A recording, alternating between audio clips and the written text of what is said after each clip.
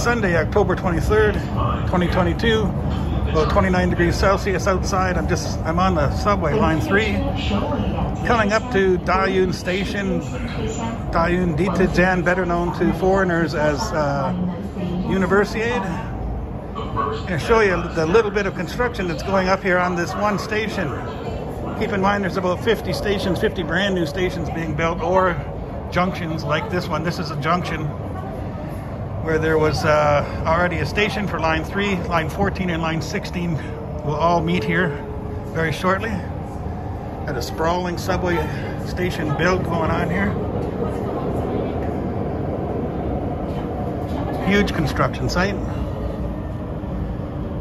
This place is many blocks, many city blocks. This is all brand new.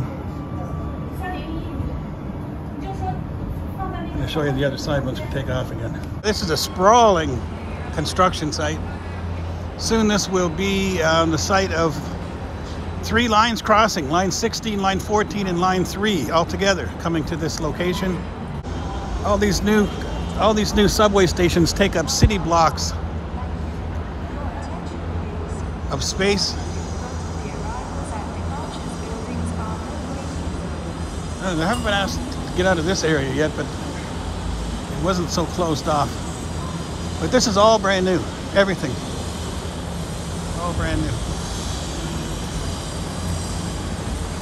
Try to give you a little better sense of how big this site is. Tons of construction people here.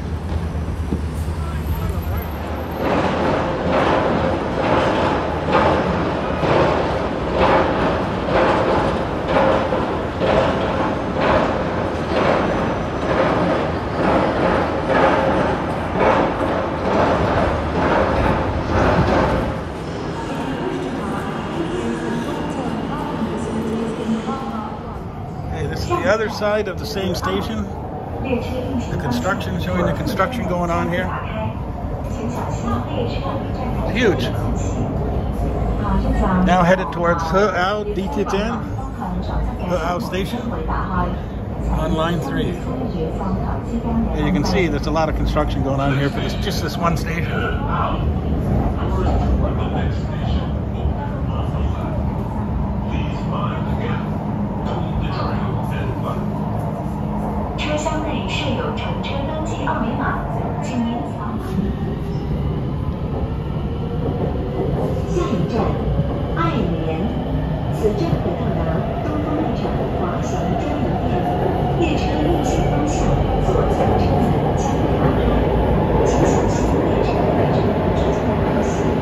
Dayun Station construction.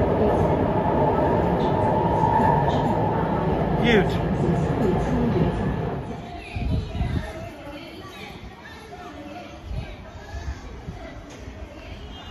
So why did I show you the sprawling construction at Dayun Station? I'll talk about real estate in China. There's been a lot of people making videos about real estate in China. I'm not a Chinese real estate expert, at least I admit it. The majority of people making videos about Chinese real estate have never been to China. The ones who have probably haven't been here for a long time, or maybe really never looked into what's really going on. So I've been here about 12 years. I'm still in China right now, so I know a few things. Like I said, I'm not an expert, but the subway stations have a lot to do with it. I'm going to try to put this into words. I don't have a script with me or anything. I'm just walking down a quiet street. You can see a lot of the businesses are closed, and that is partially because these are all slated for demolition, both sides of this street. I'm about 2 blocks away from another new subway station that's going up. It's in construction right now. I don't know what this guy's doing.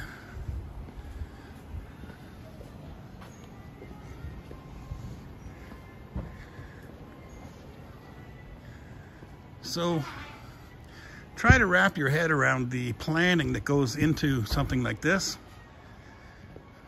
New subway stations. As you can see at the one I showed you, that's probably one of the bigger ones, to be honest with you. Dayun Station, where 3 stations are coming together. I think 2 new lines.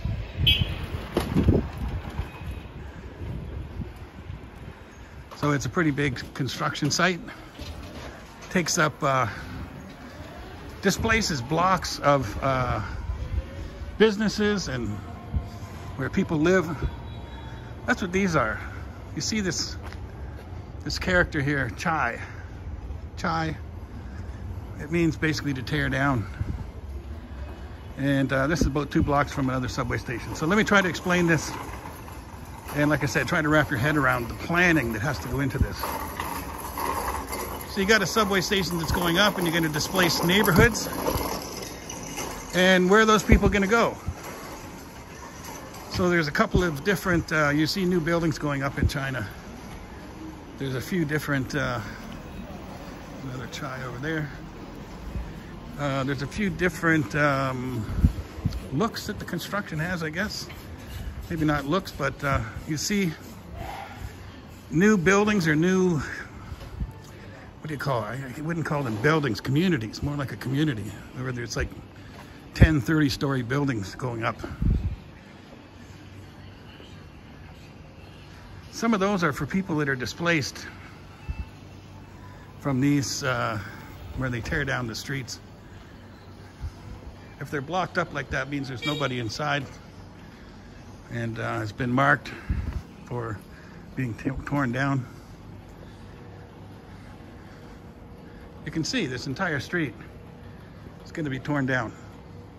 So I keep getting off topic here a little bit. So yeah, you're going to make a new subway station. You're going to have a couple of blocks of people displaced. You have to put up a building or a set of buildings, especially when you got like 50 new subway stations going up in a city. So you make plans for your new subway station, but before that, you have to make plans for where these people are going to go. And I've seen a set of like 30-story buildings, 10 buildings all in a group, one community. I've seen them go up and be empty for like a year. I go over there, want to ask, you know, what's going on? Why are these buildings empty? They tell me, oh, they're not finished on the inside. Okay. And I can see, you know, still some construction materials going in. And so, yeah, looks like they're still being finished off on the inside. 6 months to a year later, and they're still empty. And I start wondering, like, what's going on? How can it still be in construction? And next thing you know, almost overnight, they're filled as they tear down one of these neighborhoods. And from what I understand, if you're in here, depending on the size of your real estate and, you know, what's inside, what I guess the construction or something, you get between 1, 2 or more apartments. And anything after the one that you're going to live in, you can probably use for income.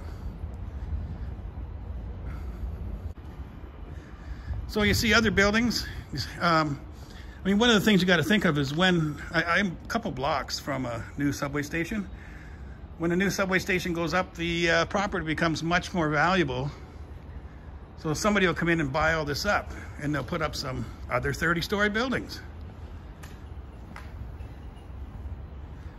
So they got to have all the services installed for, you know, electricity, water, internet, gas, whatever, for the people that were displaced from the subway station, for the subway station itself, and for the new developments that are going to go up because the property becomes so much more valuable. So the buildings that you see with, if you see buildings with phone numbers on them, or if you see buildings with that have a real estate office, those ones are, you know, some of them might be put up in an area where there's a new subway station going in. But those are pretty much often speculation. And I know that because I've gone and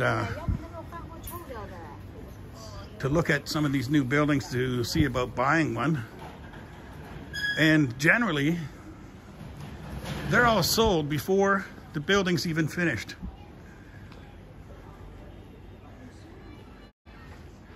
So these were all pretty small, rickety offices or homes or businesses, and they're going to be replaced. This whole street as well will be torn down. This is like the street over, further away from the subway station, so it's still partially open, but you can see it's also slated for demolition. So yeah, the buildings that are put up for sale, they'll have a phone number. They'll have a phone number on the side of the building, or they'll have a real estate office, and they'll be sold out in advance, in my experience anyway, in advance to the building being completed. It's kind of amazing, but a lot of it's speculation. Some of those apartments in the buildings might not be occupied for quite some time because people buy it for speculation. But you got to think, if you're putting up 50 subway stations in a city at the same time, why would you do that? I mean, one is obviously to improve the infrastructure for the people that are here already. But obviously, they're expecting an influx of more people. Think about it, 50 more subway stations going up at the same time. So one other type of real estate that I've seen going up, and we're talking about, you know, big construction sites with, like I said, 30 stories, 10, 15 buildings on the site. This is another, I saw, you know, one group of buildings going up rather slowly, and I was kind of curious about it. Didn't seem to be occupied for, like, you know, more than a year again. So I went over to ask security about it. And this is another thing that you don't think of because of the scale that things get done sometimes in China.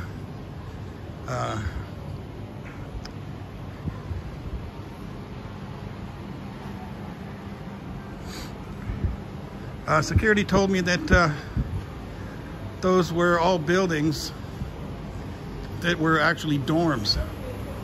They look like normal apartments, but they were just dorms for BYD. They got a factory in that town, I think with 15,000 employees for BYD. And it's very common in China here for your employer to put you up in some housing. So they were putting up these 30-story buildings with, you know, small apartments, very small apartments. And the more, if they're normal size apartments, they probably have several employees in the same apartment. But like I said, they were dorms for BYD. So I think a lot of the people that you see doing these videos about real estate in China, they might be basing it on their knowledge of real estate in other countries. It doesn't work that way here.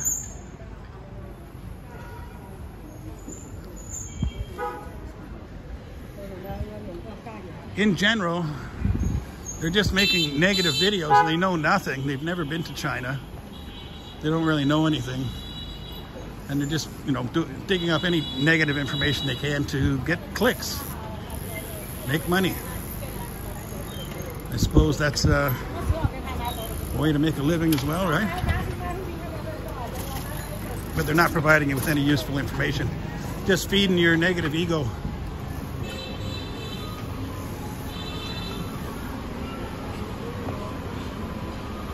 They're just feeding what you want to see to get clicks. Probably haven't described this very well. Like I said, 3 different types of buildings that I've seen. You got the speculation ones that are basically buildings that are for sale. We got other buildings that are going up as like dorms for gigantic factories. We got ones for people being displaced. Oh, and keep in mind, when you put up a group of 30-story buildings into a community of 10 buildings or more, you're displacing more neighborhoods. So that's how far back the planning goes. Planning of not only the buildings themselves, but the support for the buildings, the electricity,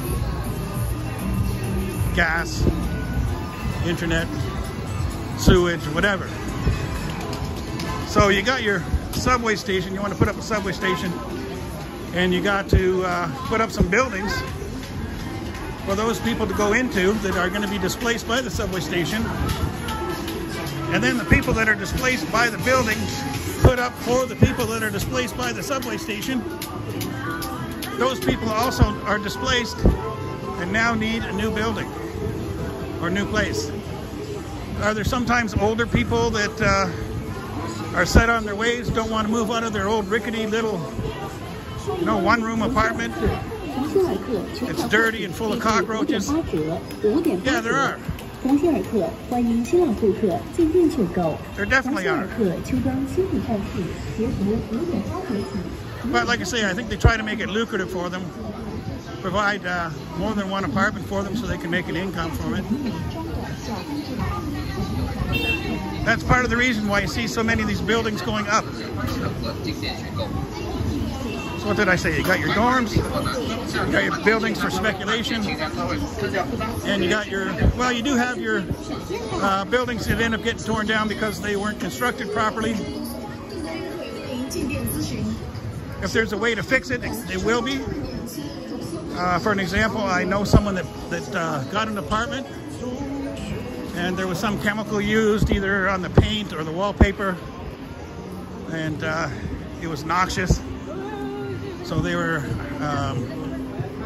not able to go in for longer than they thought, and the entire building had to be aerated. So that's another, those are still buildings that are empty but new. So like I say, you got your dorms. I'll go back one more time. You got your dorms, you got your buildings going up for speculation. You got your ones that aren't up to snuff, that either are torn down or repaired. And you got your buildings for displaced people, which sometimes include the people that are displaced by the buildings for their displaced people. And they have to plan all that in advance. So, like I said, try to wrap your head around that.